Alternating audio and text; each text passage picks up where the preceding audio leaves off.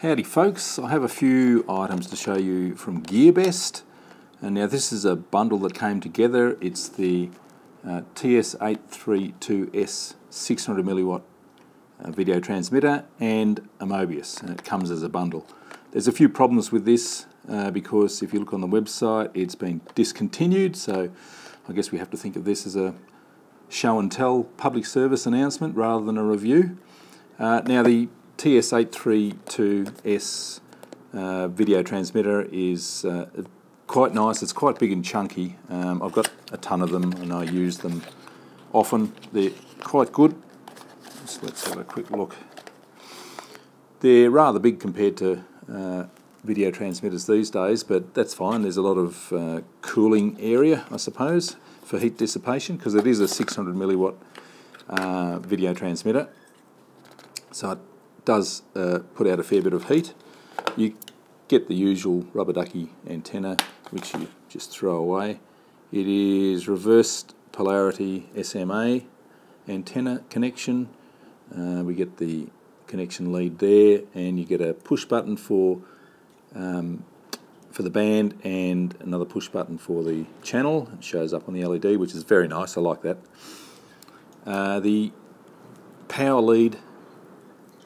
I quite like this transmitter because you plug the power lead in and you get a JST power in, which I usually snip off and change to a balance plug, and then you get the servo style connector, power and ground going out to the camera, and a video signal coming back in from the camera.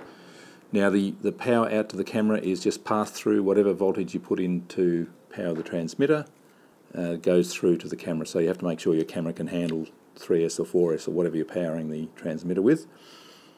3S is recommended, works very, very well on that.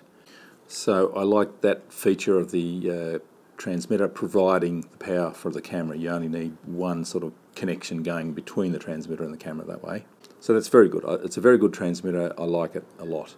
You don't usually need 600 milliwatts. That's sort of over the top. Okay, if you're flying around by yourself, but if you're flying with all your buddies, you're going to cause problems for other people if you're using 600 milliwatts on an adjacent channel to your buddies. So stick to 200 milliwatts if you're flying in company, or even 25 milliwatts. Now let's have a look at the Mobius, or the pseudo Mobius. It's not actually a Mobius, which is a bit disappointing. It's a Mobius copy. It's a reasonable camera actually. It actually works quite fine, but there are a few telltale signs that shows it's not a Mobius. These little heat sinks here are semicircular shaped, whereas the Mobius is more of a triangular shape. The lens is a lot smaller, and if you take it apart you'll see that the battery isn't removable, it's soldered to the board. So these are all things to look out for if you're looking for a genuine Mobius. I love Mobius cameras. I would have been wrapped if it was an actual Mobius, but it's not. It's a Mobius copy. The problem with the Mobius copy is that you can't generate the text file like you can for configuration with the Mobius, but this does have an on-screen display that you can change menu items, which is interesting.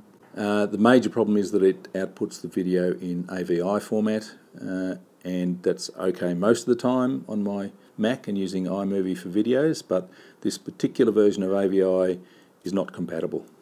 I can open it in VLC, which is a free download video conversion or video playing app, and convert it to MP4 or something like that, which then I can use it in iMovie, but that's an extra step that I'm not really that keen on having to do. The video quality is fine actually, it's not bad at all. It does a reasonably good job. We also get the USB transfer cable, little instruction manual, a little tripod mount setup. It's very good there, and we get an FPV cable as well. So this is sort of being sold as an FPV camera. As an FPV camera, it works fine. Let's just demonstrate it. Okay, so I have it connected up to a video transmitter. I'll turn the Mobius on, press and hold for a few seconds. There we go, we get the image on the screen. So we have three modes on the camera. First mode is, and you can sort of change these, I think 1080p 30 frames a second video. Second mode is 720/60 frames a second. Third mode is photo mode. 5 megapixel. Set to record. It shows the recording on the screen. Now, how do I get to the menu? There we go. Now we've got the menu. So we push the menu button again to get the menu. Now timestamp you can turn on and off. Loop recording. You can choose what sort of timestamp you want. You can have loop recording like most of these. You can turn audio recording on and off. Change the EV. And let's have a look at the setup. Format the card. Change the language, change the TV output, light frequency, date format, date import, all that sort of stuff. System reset, they're the only choices you get. So there's a lot less choices than a normal Mobius where you can actually choose the video file output. You can change white balance and all that sort of stuff. So this doesn't have all that stuff, so that's a bit disappointing. Now if this combination was a real Mobius, then I'd recommend it, it'd be great, but it's not available, been discontinued, and is a copy Mobius. So keep your eyes out. Thanks for watching.